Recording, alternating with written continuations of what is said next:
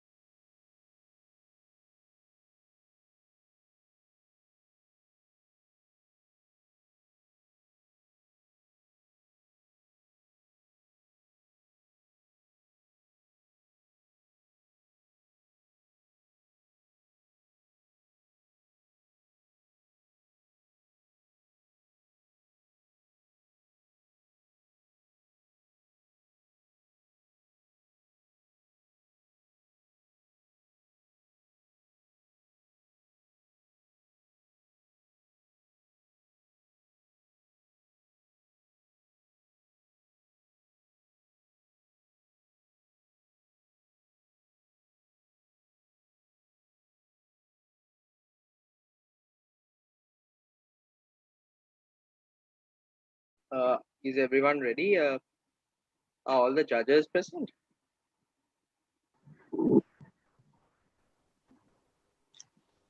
I'm here, Mahinda.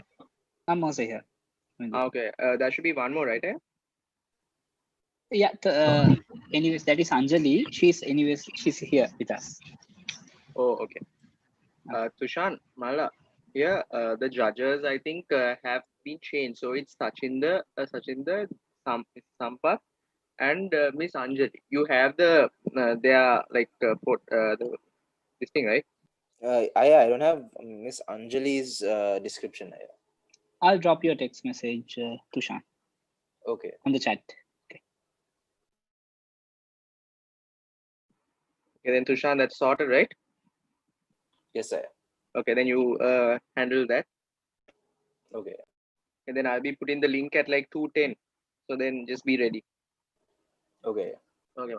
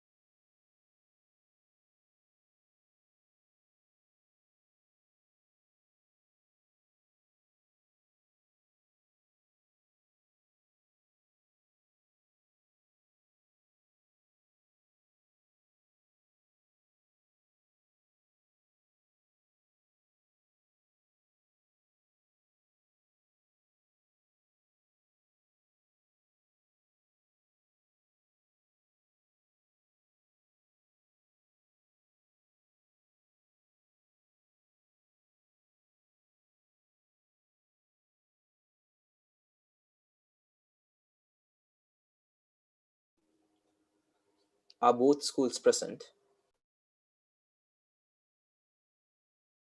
CSIC present.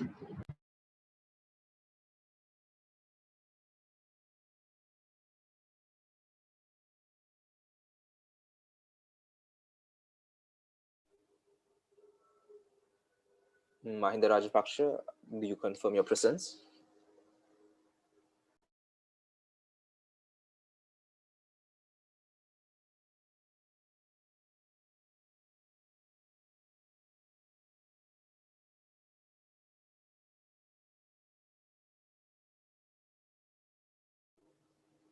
Mahinda Rajapaksha College, do you confirm your presence?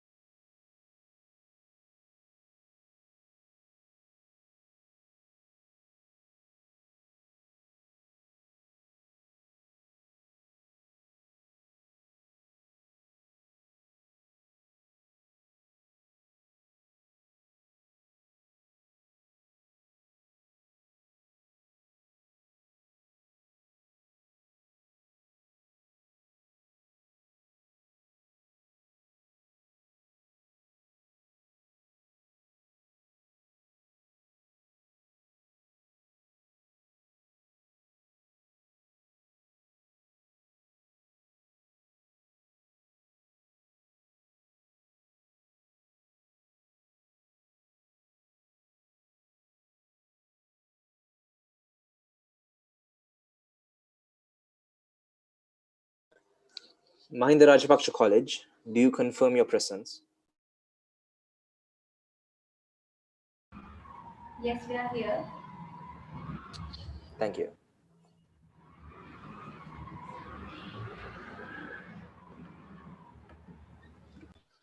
Good afternoon, everyone. We will now be commencing the debate. Our judges for this evening consists of Mr. Sashinda Dulanjana, a motivational speaker, Mr. Sampath Soisa, lecturer at the University of West Scotland and head of marketing at the Imperial College of Business. And we have Miss Anjali Abekun, lecturer at the University of West Scotland and Imperial College of Business.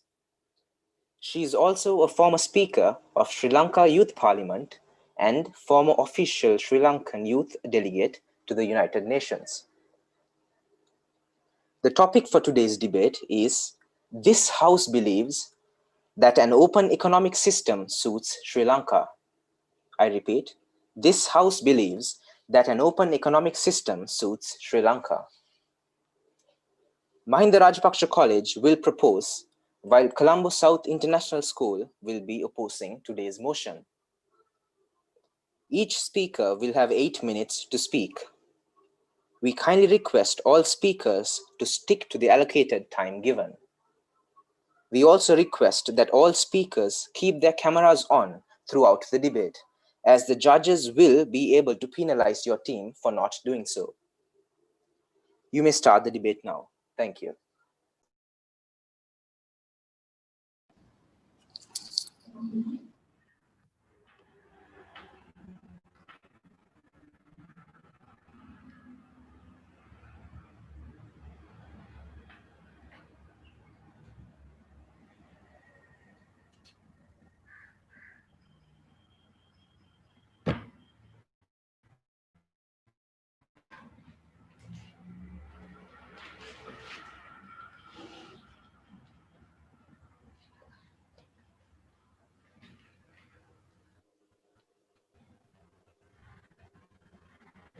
Is the first speaker ready?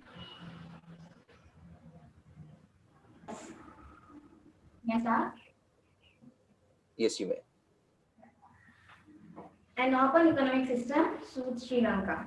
Good afternoon, my dear panel of judges and my dear CSI's colleagues. So, first of all, I'd like to tell about the definition, keywords about the topic. So, first word, an open economic system. An open economic system, the open economy is a concept. This concept is about the trade in our country. According to the economics, that the best explanation for the open economic system is not only about the domestic factors but also with the other countries' entities are involved with the trade with all the products. It can be in technological transfers, it can be in managerial exchanges, and also it can be in all kinds of goods and services. So the second word, suits. What is mean by suits? Suits means be convenient, be acceptable. To be accepted, this must be a very good concept. And the third word, Sri Lanka. Sri Lanka. Sri Lanka is a second world developing country. So my opponents, I will talk about my base explanation now.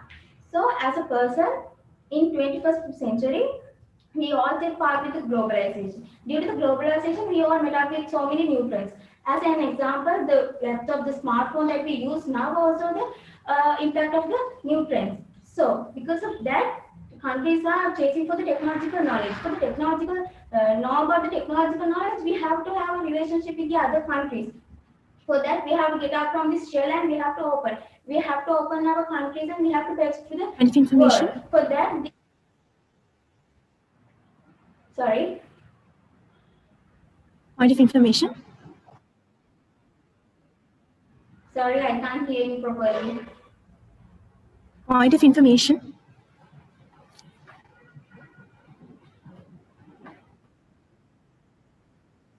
Yes. So we have to know their developing skills and we have to know how they earn from that. So we have to know about them. We can't just sit and see their mysterious and marvelous stuff and just looking at their wow and say. We have to do them. We have to experience their stuff. So the most important part for that is the open economy. And also, if we didn't do an open economy, we will be cornered in the world. Then we can't be survive and we can't be stable in the world. So, and also, just think about an example like a natural disaster like flood. And also the pandemic now going on. We can't just think about that obstacle. We can't get rid of it even if we don't have help from the other countries. So we have to have the help from the other countries. If not, we can't be. And I'll go through all the other fields which will benefited from the open economy, and my second and third speaker will deeply go through that. And in education, as we all know today, we have to do online learning, because for that we have to have electronic devices, we have to have the knowledge to do the online study. Think about a student in a primary class. They need the guidance of the teachers. If we don't have an ability to do the physical study, Point of information, please. Give the guidance. Yes. Yes. So as you just mentioned, we cannot study online. We have to have help from other students, other countries. I want to know if you're having foreign teachers in your school, because I think our teachers have quite a good knowledge of technology and how to use online. I don't think we are quite reliable to use online study from other countries. I don't know. Did you have a workshop at school or something? You think that your teachers will be without an open economy? You think that your teachers will be get the knowledge of the technology? No, they can't. You have to go through the technology of the other Can you countries. That's explain, why we please? have that. Please, can you listen to my base, and after that you will get explained from of that. So after 1977 at J.R. Jayawardhan president's era, began. After that, a huge economic growth happened in that era. So at that time, we export so many agricultural goods, and now we import so many products that we can't made in our country. Like, even though we have the resources, we don't have the technology. Even though we have the technology, we don't have the capital to bear that thing. So it's a good advantage that we can use any product with a low cost and with a proper quality. And about the industrial side, highways and apartments. Highways became a huge impact on the transport facilities, and it is a huge part that and for the country income drain. And about the apartments, think about a house. If we want to build 100 house, how many trees we should cut? Think about an apartment. So the environmental harm is less than the other types of apartment concept, the highway concept, they all came from the abroad. So that concept came from the abroad because of this open economy. And about the health sector. Now, think about this. Point of information. Sorry. Point of information, civilized engineers can also become, you can also become a civilized engineer in Sri Lanka. You don't have to be, you don't have to go study from abroad.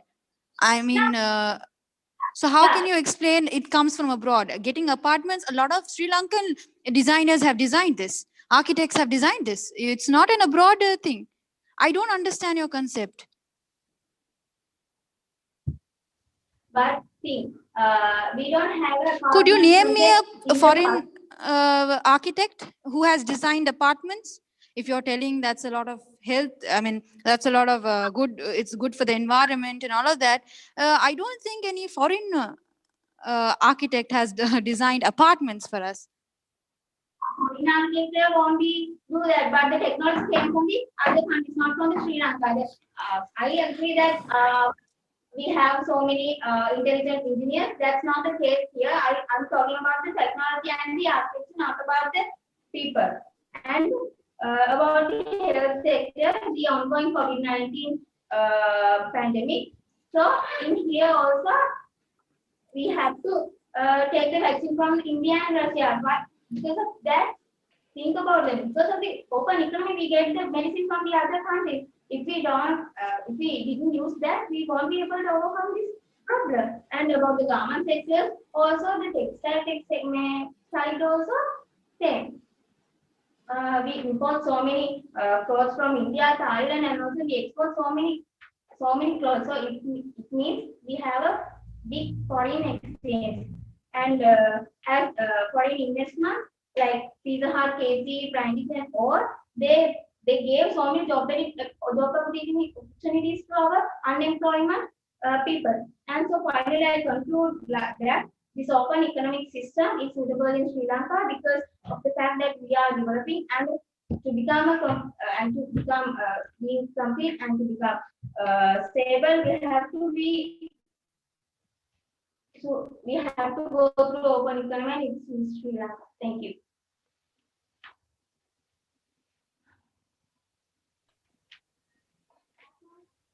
Is the next speaker ready? Yes.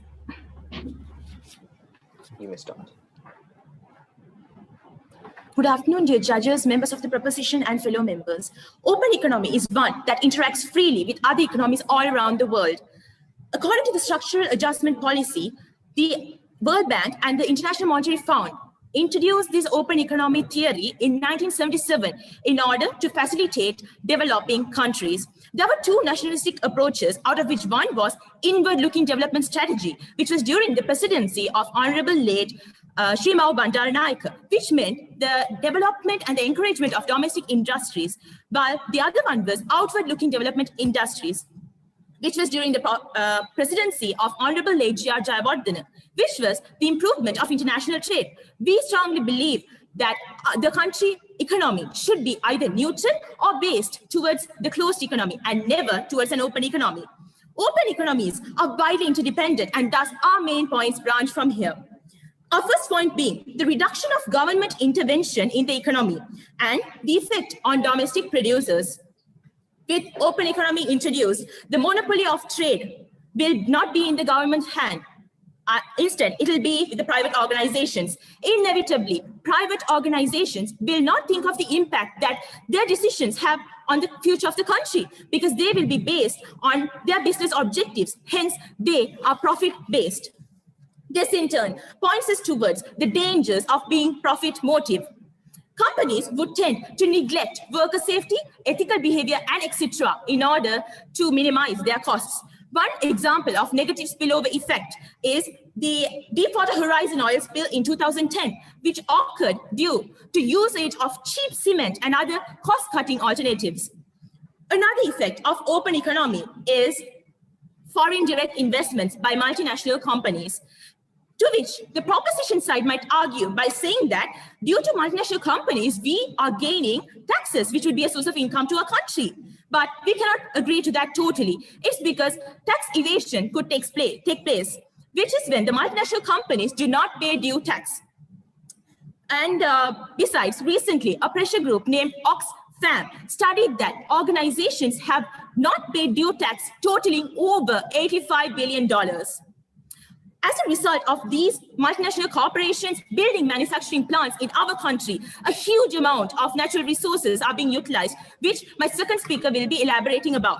And secondly, these multinational corporations will not be following environment legislations, and the government too will not be able to force them enough due to the mutual benefit agreement between them, and thereby leading to pollution, which means the government has to bear extra environment costs and healthcare costs. Even though these manufacturing plants provide a path of employment for the host country, which is Sri Lanka in this case, the highly reputed and ranked jobs will only be given to their country's employees. Thus, we are just a host on which the parasite feeds on. Although these multinational corporations would invest in our country, they are going to take back their profits to the home country, which is known as profit repatriation. Hence, our currency would depreciate, and thus simply meaning a downfall of economy. Later, please.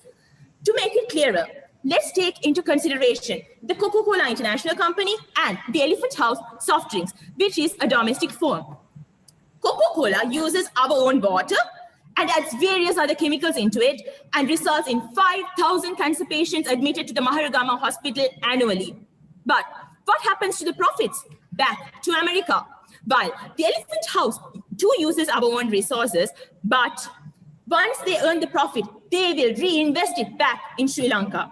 If this open economic system is implemented as the proposition side is arguing, our doors will be open and the foreign firms will be able to enter, gain the profit and return to their countries. Yes, industrial exports have risen from 14% to 65% since 1977 to 2019. But if you take textile exports, for example, where do you think cotton, silk, and the required machinery come from? Undoubtedly, they come from imports. Therefore, meaning if we export $100 worth textiles, about $90 reaches other countries while we are left with only $10. In 2019, our economy, our imports was 22 billion, while the exports was just 12 billion. Look at the gap. It's like the 12 billion we got from exports. Later, please. 12 billion we got from exports are spent on almost half of the imports. If we keep on spending so much on importing stuff from other countries, what are we going to leave for the future generations? Are we going to leave them in debt? No, we should do something about this. We should start producing and manufacturing whatever we can in our country. In order to make my following argument clear, let me ask you, if you have two products, let's say, for example, chocolate bars with same weight, content, and flavor, both cost you 200 rupees, but one is made in America and the other made in Sri Lanka. Which one would you choose? Which one would anyone choose? I guess we all have the answer to that. Research shows that consumers are attracted towards imported products even when they're expensive. Just imagine what would happen to Sri Lankan products. Won't they lose their customer base and face huge losses due to this? Unfortunately, there are certain foreign industries that sell their products at a price that is lower than the cost in order to kick out domestic firms from competition. Do we actually have to encourage this kind of dumping? No. For example, when Fonterra and Nestle entered our market, the domestic companies had to shut down, thereby losing our economy. Being aware of such issues, the government banned many imports such as turmeric, oritide, potatoes, etc., and imposed heavy trade barriers. And the result? Astonishing. The central bank, the World Bank, had reported that the current account deficit of Sri Lanka has narrowed in 2020. A reduction in imports due to severe import restrictions is likely to have offset the reduction receipts from tourism, tea, and textiles. After this, we realized our potential. The production capacity of Sri Lanka increased, our currency appreciated, and we created numerous employment opportunities that none other multinational corporation could. And we are in the process of developing our skills. Thereby, we can see that our economy is improving. We believe that our country should be export-oriented industrialization in order to prosper. And we do not have to worry about imports as well, because we have import substitute industries such as the Kelaniya Tire Factory, Puttalam Cement Factory, and Veyangoda Clothing Manufacture, and so much more. Besides, even the International Monetary Fund admitted that this open economy is a failure. For further clarification, you can check the website.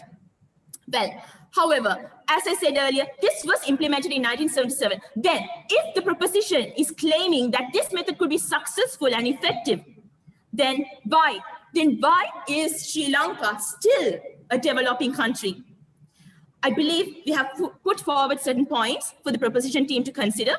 Thank you.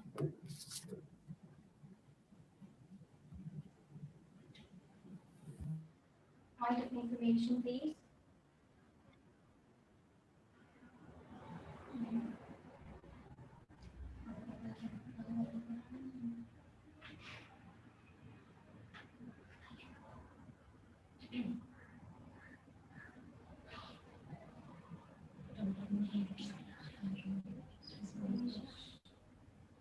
Is the next speaker ready? Yes. So good afternoon. Shall I start? Yeah. Good afternoon, everyone. So as the second speaker of the proposing team, I would like to thoroughly agree to the motion of the debate. An open economic system suits Sri Lanka. Now I'll start like this. Going back to our history before the time 1970. Now this was ruled by Prime Minister Sirimavo Bandaranaike, and she implemented the closed economic system in Sri Lanka.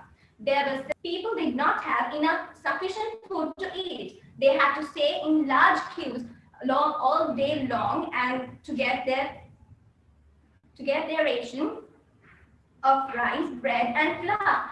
And I would doubt that if this amount that was given by this government was sufficient for the amount given by the ration bag was sufficient for the survival of one individual. Ask your parents, your grandparents. They would have told, they will be telling you that definitely that they had to stay in hunger, long in queues, and that they had to. Point of information, please. They had to suffer during era. Now, at the time of 1977, President J.R. Jayawardena implemented this new economic system, the open economic system. Now, he got 6/5 of the voting power from the parliament and introduced this to the country. Now, a research by Department of Economics, University of California says, during the period 1950 to 1977, annual growth of industrial sector was 3.4%, has developed up to 7% after implementation of this open economic system. So by those things, we can finally come to a conclusion that the industrial sector of our country has developed due to the open economic system. Next, I would like to focus on the advantages of open economic system. First of all, I'll talk about technology. The open economic system has paved paths for new technology to come into our country. They have opened doors for modern technology of other countries to come into our country. For example, just take the microchip of the Apple company and the IR camera of rover that belongs to NASA was created by Sri Lankans. Now, if these intelligent brains were not allowed to knowledge and learn more and gain such a new technology and develop such intelligent tools to the world, there won't be any development in the country. And of course, Now maybe you have heard about the world's #1 brand of Point of car, and that's information. Tesla. Was competing. Now there was a recent car called Vega that competed with this Tesla. So this was also created by the Sri Lankan. So if these intelligent brains were not open up to the society or the world, then they will be studying in our country to optimum level of education, but still Point of information, please.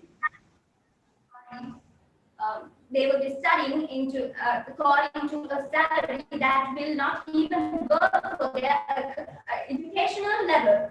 And also, these people who die as nobodies rather than being somebodies to the world and doing a worthy service to the world. Next, I will move to the education sector.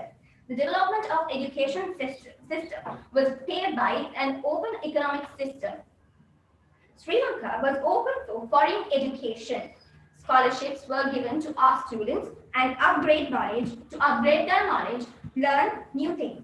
Now, for example, online education during this pandemic, which was very much needed for the countries and for the educational development, online education was very much useful for even our country as well as other countries of the world. Now, if the country was said to be a closed economy by this time, had a closed economic system by this time, they won't let us access to apps like Zoom, and we won't be doing this debate right now.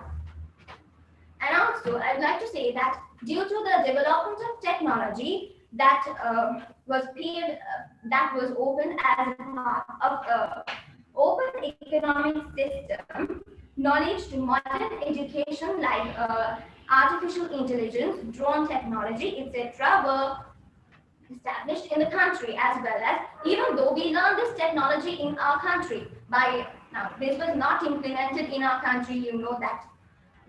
But if we learn this in our country, we still don't have enough resources to carry out these processes in forming robotics or artificial intelligence, because you know that those ICs, servers, and other electronic equipment should be brought from overseas. And also, I would like to turn to the health sector. As my first speaker said, according to the current situation of the country, the COVID-19 pandemic has been a big disaster. It's a big pandemic to the country, which has changed the whole situation of the country upside down. Now, this vaccine for COVID-19 was not created in Sri Lanka, was not developed in our country, but we should have brought it either from India or Russia. Now, similarly, if more other pandemics like this, vital diseases, were close to our country, what happens if this country was supporting a closed economic system? Neither we Point of information, please. No, we will get any chance of getting these vaccines, these medicines, and stuff like that to support this disease. And also, but if we didn't get these vaccines from other countries as well, we would have died all the way round, and Sri Lanka would have been a bare land with no humans, even if we did not buy these vaccines. And also, do you know that most medicine of the country is imported from other nations? So that if Sri Lanka was a closed economic country, will they get the ability to bring medicine to our Point of country, information, please. Very important data. Let me finish. And I would also like to highlight that Sri Lanka recorded over 5% growth in the export textiles and garments in 2019. Figures from central bank external sector performance review shows textiles and garments exports amount to US $5.6 billion from June to December period, and from $5.3 billion US in 2018, representing growth. In Sri Lanka, there are about 1,000 plus garment factories in the country, which is 5% of the country's total employment. So, open economic system has brought garments and such factories to the country because of these investors, and they have provided the remedy for unemployment. So, to cope with globalization, which is the modern concept of the world, we have to maintain and survive in this global village. Thank you.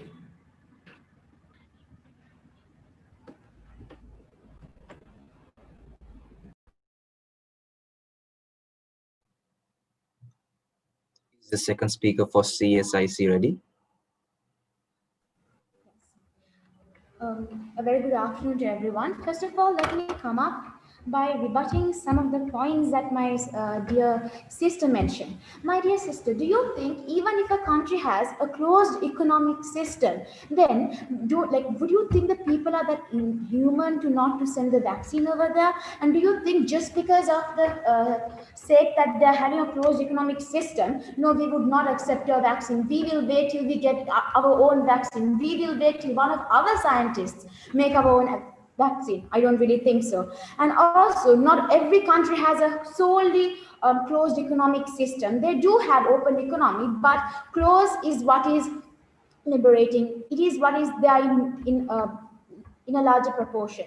And so as a second speaker of the opposition side, first of all, I would make my point clean and clear that I'll be talking on the effect of the natural resources and the impact they would have because of this open economy. We all know this open economy consists of getting funds from the other countries and getting loans doing these exports, and also multinationals. Now, let me start with getting funds. You all know that Sri Lanka is a resourceful country. The soil of our country enriches the growth of yams, maybe spices, maybe fruits, tea, and also even the formation of gems. So why are we going behind all of these loans to get our economy to be standardized, to be stabilized, when we can use our own resources in order to make up our economy come to a standard that we can compete with all the other countries? And not only that, there will be more job opportunities and also nevertheless less damage to our own resources. And one more point that I would like to say is that now, you know, Sri Lanka is taking loans not to improve the economy of the country, but to repay the loans taken by some other country. So what do you think? Do you think the tax imposements will reduce for the people? No, they will still keep increasing, whereas the country will fall to a situation that we have to sell our own resources at a very cheap price, where it is unable for us to cope up with the cope up with paying the loans back. And also the multinational companies. We all know how many multinational companies have taken up all the parts of our island. And we all know how exploitation has taken up all of our natural resources by these multinational companies. My dear sisters, you all must be knowing that in 1987, the Freeport McMoran, the American company, exploited. I would say they bought most of our phosphate resources, like our fertilizers, from Epavara, and they distributed to all the other countries worldwide. But the money that we got by selling it to them is really, really low compared to how they sold it to other countries. Now farmers are going on strikes due to the scarcity of the fertilizers. Not only that, the income that we received was really, really, really low. So please think about this. And not only that, as my first speaker mentioned about these Coca-Cola multinational companies, we all know how fresh and clean our uphill water is, and these are actually being used by all of these Coca-Cola and other multinational companies in order to make their product and get their profit and send the profit back to America. So do you think, and would they ever give that money to us, at least to keep our resources going, to keep our water bodies as fresh as they are? No, what they would do basically is they would give us a tax for being established here, but that is not enough for the day-to-day expenses and the harm that it does actually to our resources. And not only that, my dear sisters, do we own our Hambantota harbor? Do we own the port city? Do you think Shangri-La is ours now? No, it's not. It's the Shangri-La was ours from the start itself. So whatever the income these people get, they're not investing it on us. The long-term income that they get is not being invested on us. So since these are not being invested on us, these are just going to Malaysia. It's for their own enhancement of their own resources. Nothing is there for us. It's just like selling a land to someone for a certain price, but they can make use of that land in the long term with double the triple the price it was that we actually sold it for. So I would also like to enhance one point that my first speaker said. She said that these exports, the income that we obtain from these exports is 11.9 billion, whereas our expenditure for these imports are 22 billion. Do we even have anything to at least keep our resources going? No. But at the end, this open economy would do to us is you would not have your own goal face to go to. Half of it is being taken, right? You all know that. And so I would like to make my proposition team please consider the fact that open economy is not what the entire country has to solely depend on. If it does, then do you think actually the UK or the USA actually took loans in order for them to get developed? No, they use their brains. So why can't we use our brains and almost our own resources to come up with our country being one of the top 10? Please think about that. I would like to wrap up by saying never, never take decisions that we sacrifice our own selves. Always it's about improvement. Save our lands. Save it for the future generation. Thank you.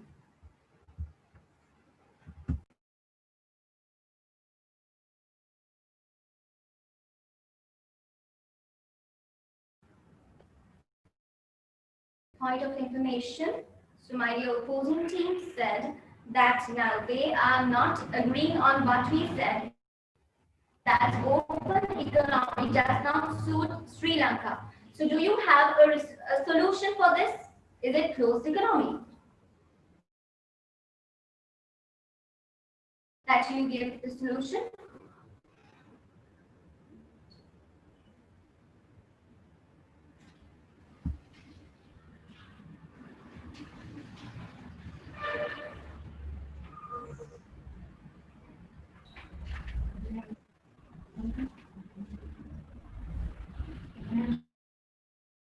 Can I raise the question again?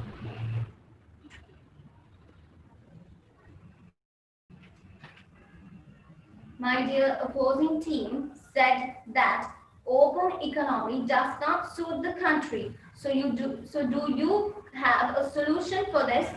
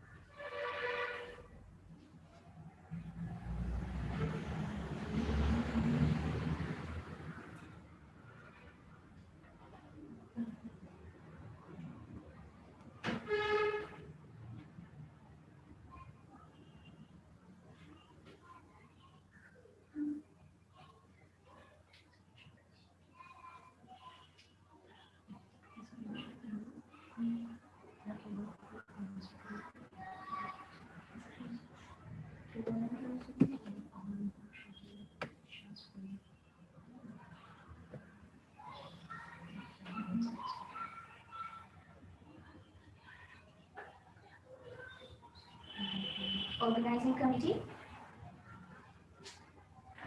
Yes. Can we share the screen to allow our third speaker? Yeah, sure. Thank you.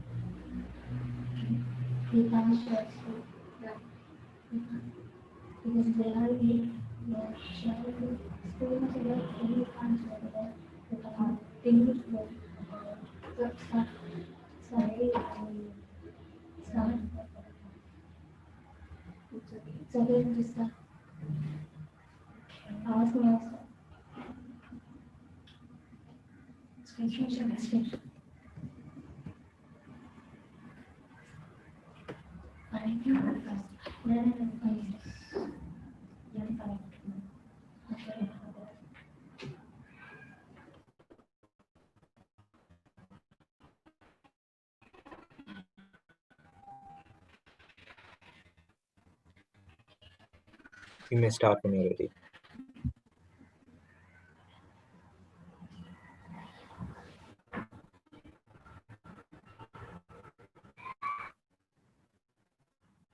Shall I start? Yes, you may. Shall I start? Yes.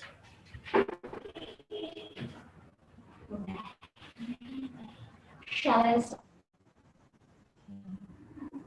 Yes, you may. Good afternoon, everybody. Well, good afternoon. Sri Lanka is still developing country.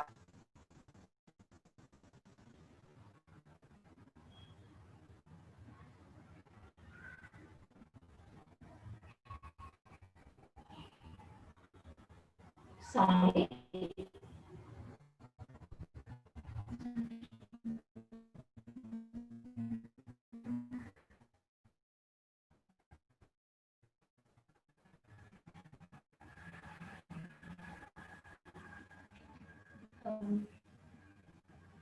Should I start speaking?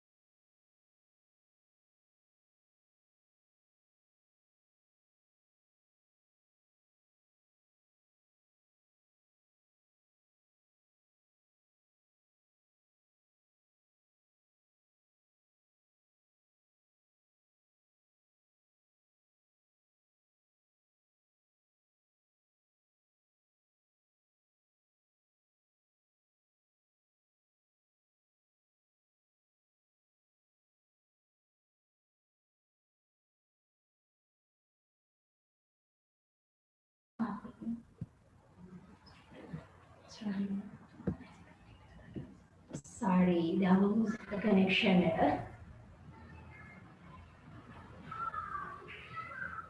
Okay, now this screenshot.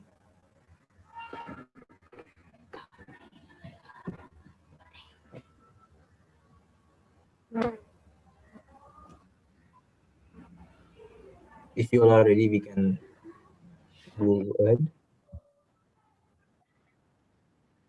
Yeah, is it okay to share screen? Yes.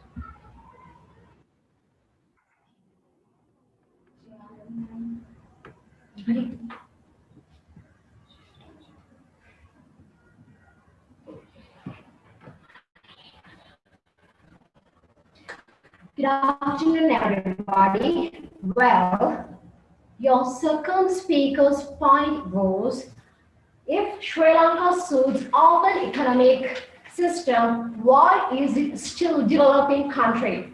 Okay, now we can see what I shared in the screen, and I marked 3 instances where our economic grade get dropped. In the first instance, it is the time period in between 1970s and 1975. It was a period of closed economic system. It was a period of closed economic system. There was a deep going down in the economic rate in Sri Lanka. Then the next two instances were after the open economic system, but still those droppings will happen during the period of the civil war in Sri Lanka. Then at that period, there was a deep economic declaration in Sri Lanka. Then your point was that there is why is it still developing? But my point of view is there is a good approximation towards the desired growth line, and your second point was the agricultural problems in Sri Lanka. And according to your point of view, you said that, but my point of view is still it is empowered with this open economic structure. Let me say this. The World Bank introduces the agricultural sector modernization project support the development of strategic market infrastructure, and also it includes upgrading standards in the processing industry and transformational change in shrimp and ornamental fish.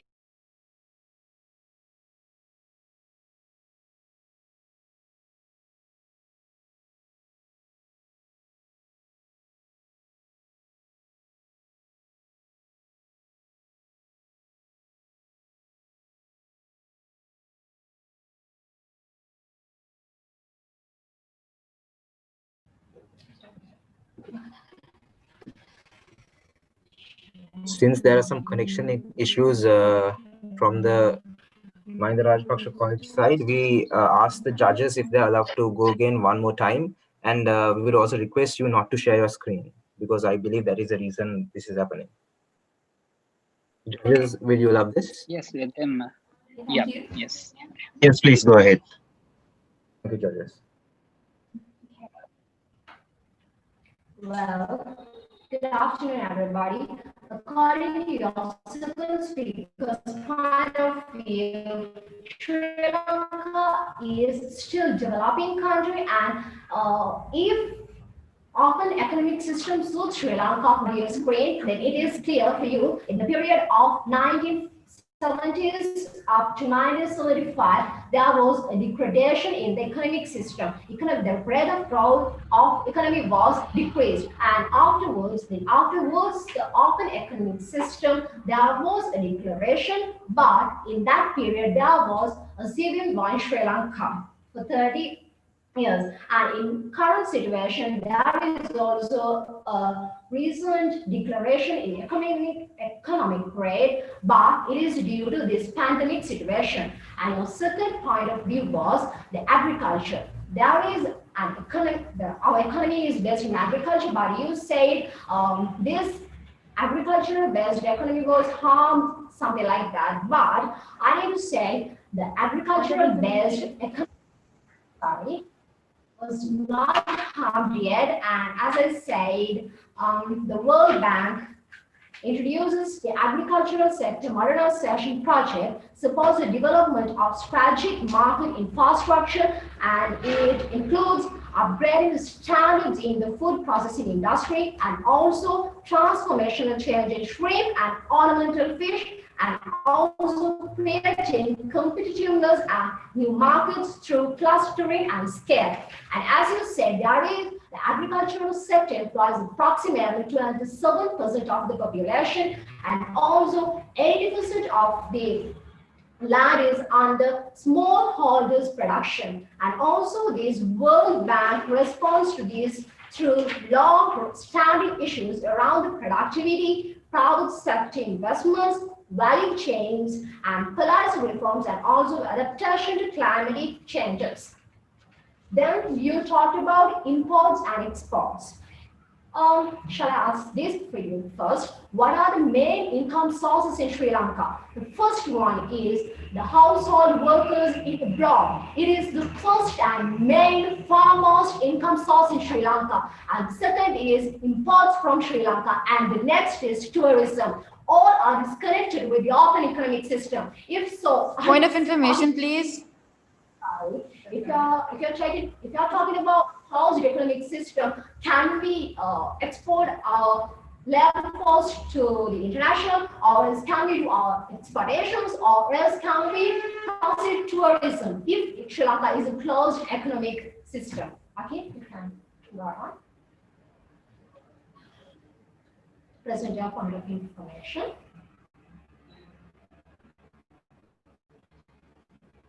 Yes. So as you just mentioned that the main source of income is our people going and working abroad. Can I know why you say that? Because our main source of income was rubber, coconut, tea. It was exporting.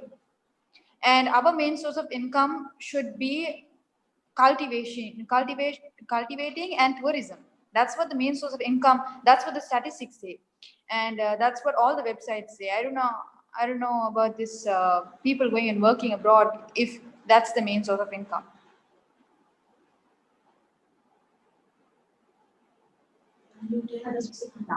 I have all information. Normally, it comes off is broad, workers who is broad, and the second is exportation. As you said, we can export rubber, tea, something, everything. Then it is also comes from. They haven't settled.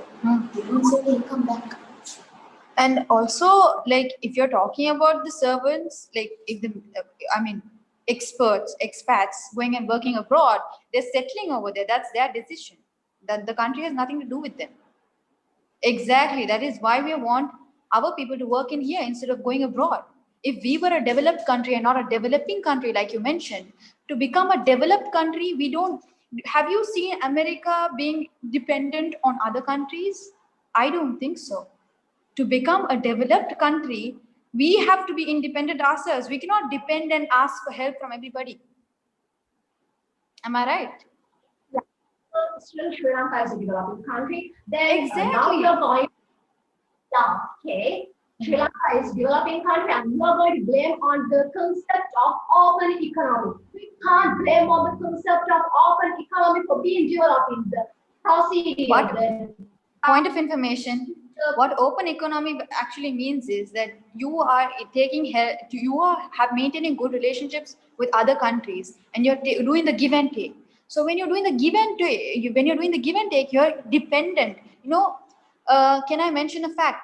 So the Haley's clinical waste, there were 25 containers. Okay, so when we maintain good relationships with country, the UK had sent 25 containers of the clinical waste. Are we a dump? Are we a waste garbage area or something to for them to dump their waste on us? I want to ask that. If you're saying importing is maintaining an open economic system, that's what it means. Maintaining good relationships with everyone, having less trade barriers, less tax. And when we do that, that's what happens. They try to overrule us. And if you call that is good for our country, I'd like to know how. Let me just speak. There was a closed economic system in Sri Lanka between 1970s to 1975. What was the impact in Sri Lanka in that period? Why did this open economic system was established? Because closed economic system was a failure. And point of information. From 1977 till 2019, what did we have? Can I know the change over the 50 years? You're talking about the couple of years behind, right? Talk about the 50 years that we have been spending recently, where you and I have grown up. After the Civil War in 2009, onwards 2010, and in between 2010 and 2019, there was economic growth rate. The economic growth rate was increased by 5.6%. And in 2018 And in 2019, the national poverty rate also decreased. And in 2002, the national poverty rate was, I think, 22 point something percent. And in 2013, it was decreased to 4.4%. Then, if there is not a growth in economy, how we can say it is not suits to Sri Lanka? According to my point of view, open economy suits Sri Lanka, and it is today and it is for future. And we can't say exactly closed economic system is suits for Sri Lanka. Then we can't forget the period of 1970s and 1975, and today for up to date. Today, Sri Lanka is a developing country, but we can't exactly blame on this concept of open economy. The government, the ruling parties should be responsible for this thing.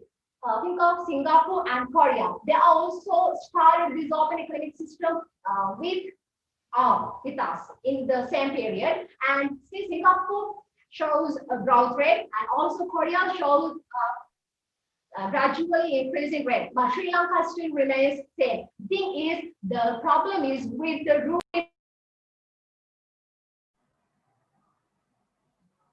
You will be muted for exceeding your time limit.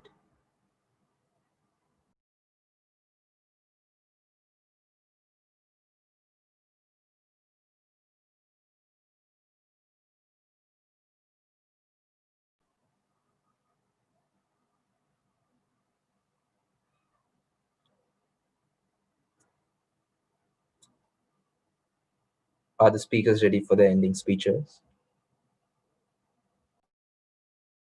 I have not. The speaker has not spoken yet. I'm sorry? The opposition speaker has not spoken yet. Sorry, my mistake. Go ahead. Yes, good afternoon all. As the third speaker of the opposing team, I'd like to break all the arguments brought up by the proposing team. And to begin with, I heard an argument being about the COVID-19. This pandemic situation was brought up by the tourists. It wasn't, this virus was not an inborn country virus, rather, but a foreign virus. So when discussing the proposing team had been mentioning a lot that we in this situation of COVID-19 had been helped by the foreign countries. I'd like to know in the first place, if we had restricted the foreigners from entering our country in this situation, do you think we'll have to suffocate so much? The crisis, the unemployment has increased, the everything that is to be blamed because of the COVID-19 that has come into place. Do you think all of this would have happened if we had already put restrictions on our tourists? But because we wanted to maintain an open economic system and to maintain good relationships with other countries, we had to allow people from China and all the affected countries. So that is one point that I'd like to mention. And one more thing, one of the sisters beautifully mentioned was the medicine is being imported, sorry. So we are getting a lot of medicine imported in here. Can I know why we are not self-sustainably, why we cannot switch to Ayurvedic medicine, which is made in Sri Lanka, which has less side effects and is much more stronger and better? Why do we have to switch to English medicine, which is a profit-based organization? All these pharmaceutical companies have only claim of having a good business, but nothing else. The Panadol that you're drinking, how much of it can affect your liver? Did you know that? So, and also, the sister had been mentioning that we have a lot of benefits over the years for having, for getting stuff imported. Can I know what benefit are you talking about? The benefit of losing our domestic firms, the benefit of undermining our own cultural and products. The turmeric that we had been using, we also have turmeric, by the way. But in 2020, the turmeric prices were they had risen off quite well. And I'd like to know why we didn't buy of the Lankan turmeric, because that was much cheaper. And what these multinational companies try to do is they try to kick off these domestic firms by entering with a very low price. So why do we want to give a chance to these international firms and break our country's economy? And can I know why our currency has been depreciated? Can I know? The sisters had been talking very well off, and they had been mentioning that we have a good development and a good GDP. Why was our currency depreciating like that? Why was the dollar rate increasing? Can I know? Do you have an answer for that? And for the past 50 years, this country has drastically been falling on the economy, the currency rate, the unemployment has increased. No matter what you say, that's another story that they're talking about people going and settling in abroad. One of the first speaker or one of the speakers had mentioned the large queues for dry rations. First and foremost, if there weren't any multinational companies in our country, we wouldn't have much queuing, because what the multinational companies serve is the rich people. They serve the rich people first. So the old people, the poor and the poor are not considered, because the multinational companies target the higher niche market, if we say it at large. So the large queues that you were talking about the dry rations and all, that is all because of our system. That is because we have allowed our multinational companies to rule over us. If we had been governing well, this wouldn't have happened. And she also mentioned, one of the speakers also mentioned that importing clothes from Thailand. Why do you want to import clothes from Thailand when you can actually survive with a pair of clothes that even the Sri Lanka produces? And the reason why we are developing forever, like we have been developing forever, and why Singapore has one of the girls over there mentioned that the Singapore has actually developed and is not a developing country anymore. Their legislations are quite different, and it cannot suit our condition and our weather and our people and our culture to remind. So that is all I'd like to say. And I'd like to state out a statistic. In 2019, 22 billion of imports were measured, and only 12 billion exports. That's a 10 billion difference, and that's a quite big number, I'd say. So if we continue like this, what are we going to leave for our future generation? And we have been selling our lands, and what you're telling is, I do not understand. Now, suppose China is calling upon a war. Okay, so if I mention, yeah, please go ahead. You're already blaming on the open economic system. This is not following open economic system. It is a. Can I know what open economic system means is that you're maintaining good relationships with everyone. You're reducing the trade barriers, you're reducing the taxes. So if I do not blame that, what do you want me to blame on to? It's so. And one more thing. So as I was finishing my point, I like to say, so if China calls upon a war, our lands have been sold. So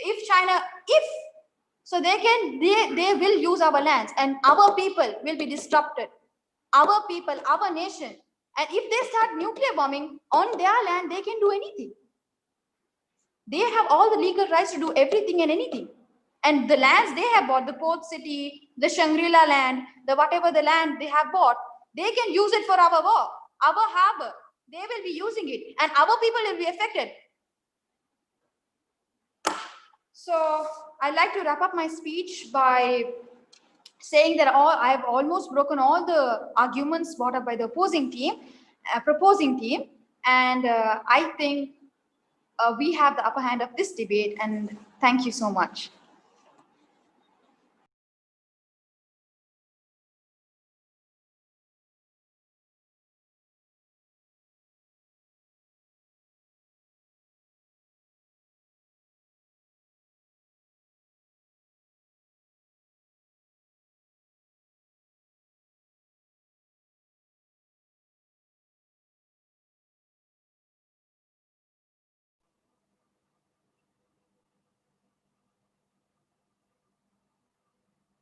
Is the next speaker ready?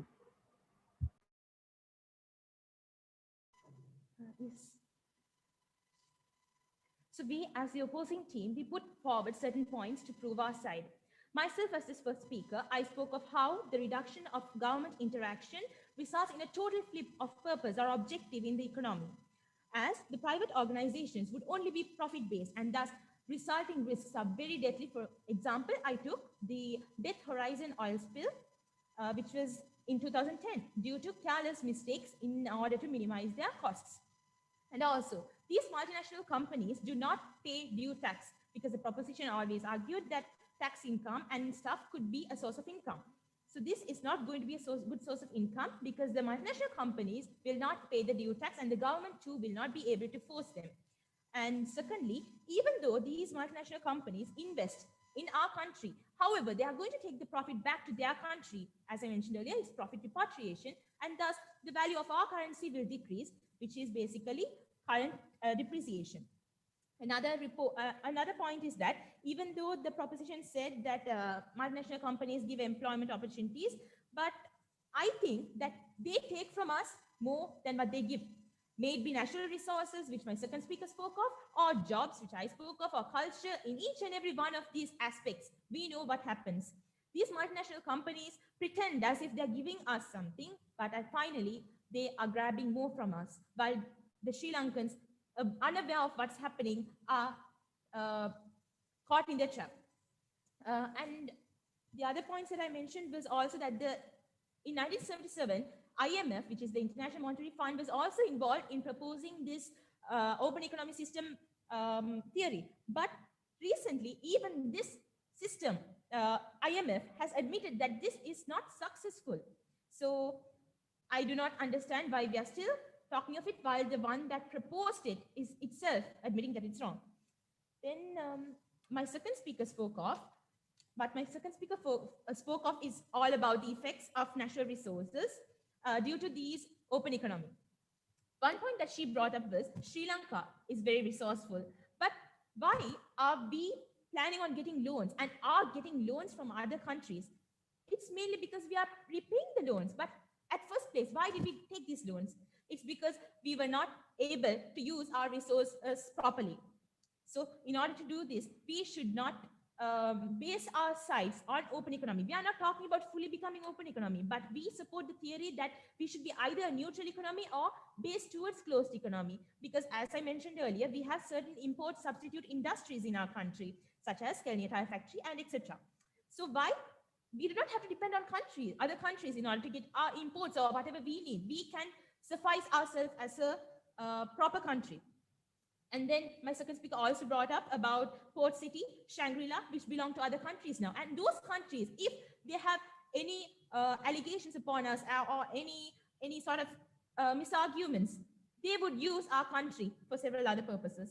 And then my third speaker also spoke of, broke some points brought up by the other team. Why is Singapore developed and not us? Well, their legislations, their history, everything is different from us. Sri Lanka has a very long history, and we have proved that we can self-suffice. We can use our resources in order to survive. Or else how are we Sri Lankans still here after so much of history? And then she also brought up several other points about medicines and turmeric, which we can do it by ourselves. So with this, I would like to say that we believe we have the upper hand of this debate as we have put forward enough and sufficient points for the proposition team to consider. Thank you.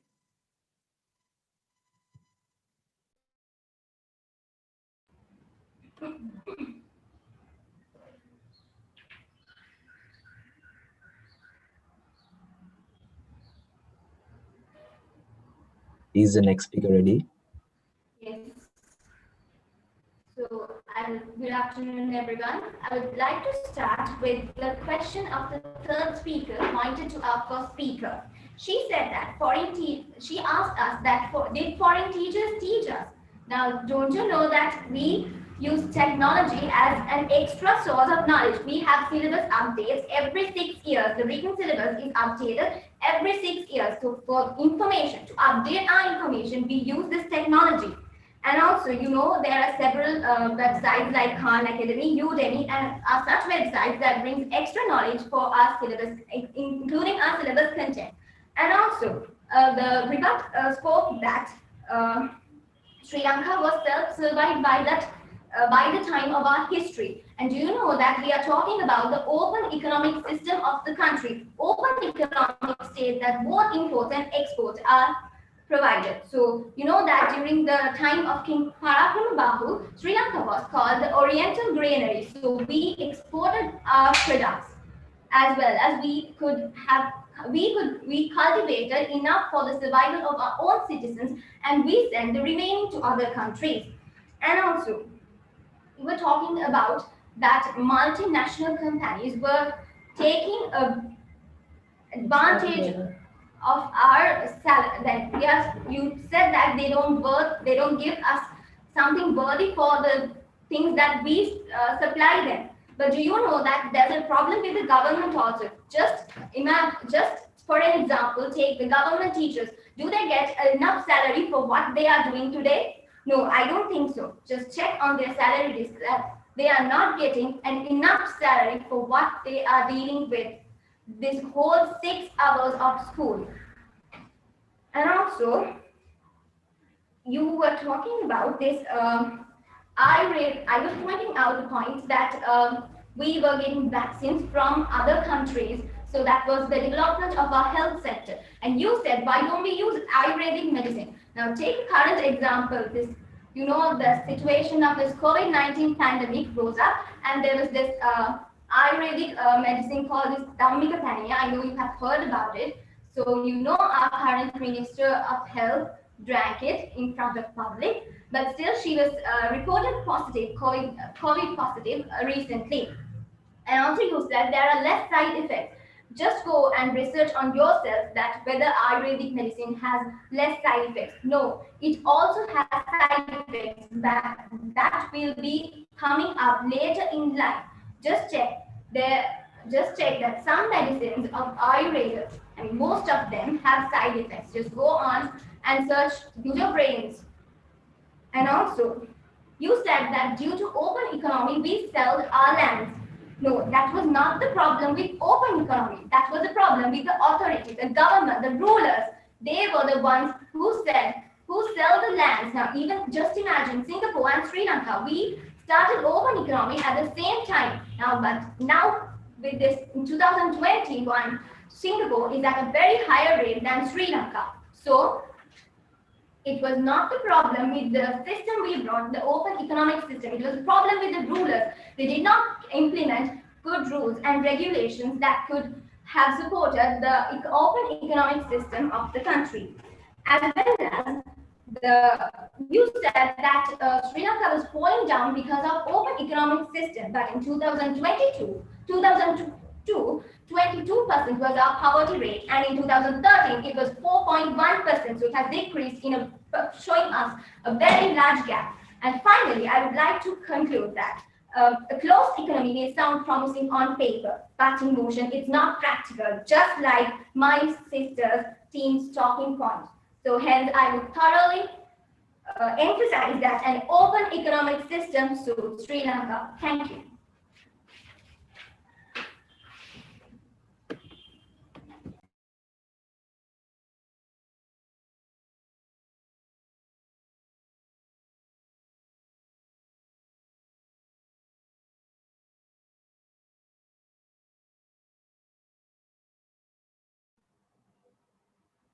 Will the judges move into their breakout rooms to discuss the final judgment? Thank you.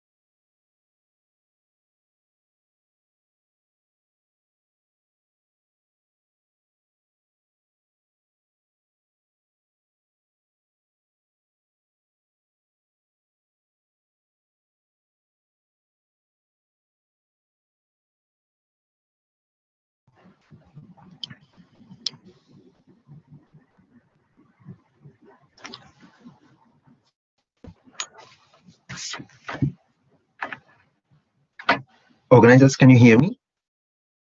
Yes, sir. Yeah, I think there's a system error. Could you please manually move us to the breakout rooms? Yes, sure. Give me a second. Thank you.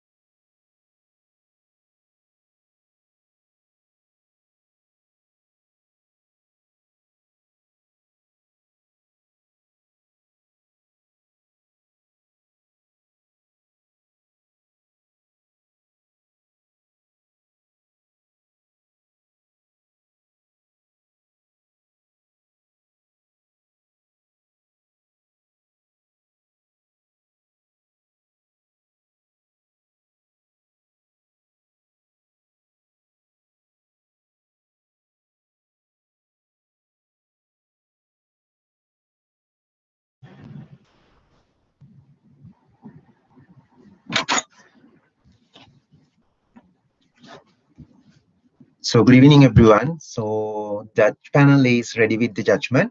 So before moving on to the judgment, I would like to reiterate on the discipline, because the discipline and mutual respect has always been reiterated throughout the debating tournament. So I would like to remind both teams, it's no matter how good your points are, but at a certain point you might be penalized, and even though you are the best team in the tournament, but still you will be penalized for your disciplinary concerns. So be mindful about that. Always make sure that you respect the other teams, and also when you are presenting a POI, make sure that it's concise and brief. It is like not an intentional interruption to the other team.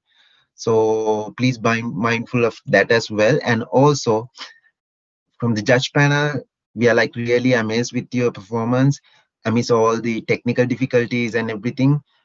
You guys are amazing, and we have a humble request.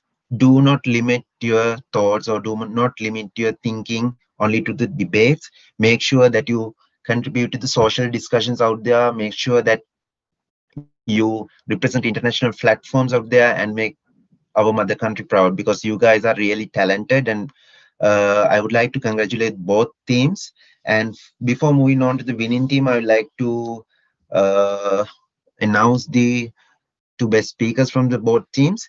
For Mahinda Rajapaksa College, it would be the third speaker, and for CSI, it would be the second speaker. So the overall winner of the debate is CSI College, and congratulations for both teams. Good luck with your future endeavors. As I mentioned earlier, make sure that you continue your journey to make our motherland proud. Thank you very much.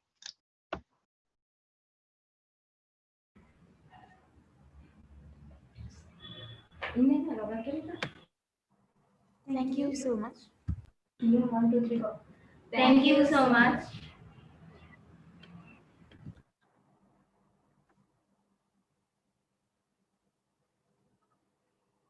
We congratulate both the teams, and we thank you both for participating as well. Thank you.